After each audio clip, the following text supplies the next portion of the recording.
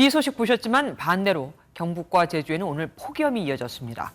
우리나라가 미국처럼 땅덩어리가 아주 넓은 것도 아닌데 지역별로 날씨가 이렇게 다른 이유가 뭘까요? 기상청 출입하는 이상주 기자와 알아보겠습니다.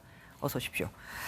호우와 강풍, 폭염까지 지역별로 정말 기상이 이렇게까지 다를 수 있는 겁니까? 예, 앞서 호우와 강풍 소식 보셨지만 오늘 기상청 특보 발효 현황을 보면요. 대구와 경북, 제주도에는 반대로 폭염주의보가 내려졌습니다. 네. 여기에 강풍까지 발생하는 아주 이례적인 날씨였습니다. 먼저 폭염은 일본 남쪽의 북태평양 고기압이 우리나라 쪽으로 확장했기 때문입니다. 지금 일본은 40도가 넘는 폭염인데요. 덥고 습한 기운 속에 햇볕에 의한 더위까지 더해져 우리나라에 영향을 미친 겁니다.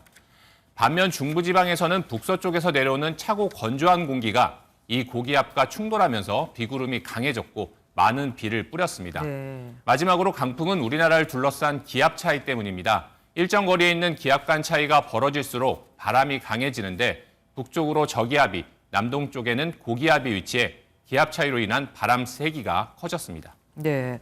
그런데 예전에는 어른들이 왜 막 덥다가 비가 오면은 좀 시원해졌다고 하잖아요.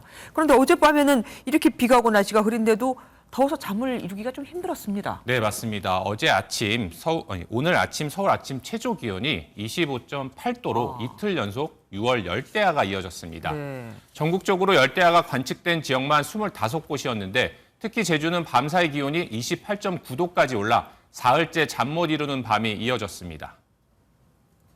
낮에도 더운데 저녁에도 너무 더워서 잠도 잘 못 자고 지금 에어컨 켜고 하루 종일 켜고 이렇게 자고 있습니다.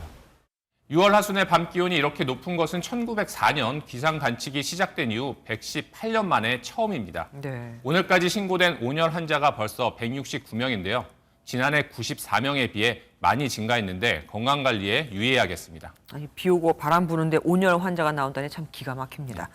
장마 전선에 직접적인 영향을 받는 건 아무래도 북한 아니겠습니까? 지금 며칠째 비가 오고 있는 거죠? 네, 맞습니다. 북한은 지난 27일부터 집중호우가 이어지고 있습니다. 오늘도 평양에 100mm, 일부 지역은 150mm까지 비가 내릴 것으로 보입니다. 문제는 북한에 비가 많이 오면 댐 저수를 방류할 가능성이 커진다는 점입니다.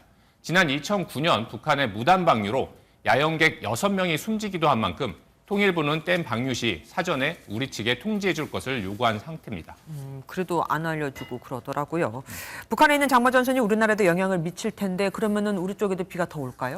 예, 오늘 밤부터 내일 오전까지 수도권, 강원, 영서, 충청 북부에 또 내일 낮부터는 충청 남부와 정북 북부에 폭우가 쏟아질 것으로 보입니다. 네. 중부지방에 강한 비구름이 형성돼 있기 때문에 내일 밤부터는 비의 강도와 양이 세고 많아집니다. 이런 날씨는 금요일까지 이어질 것으로 보입니다. 예, 충분한 대비해야겠습니다. 이상주 기자와 함께했습니다. 고맙습니다.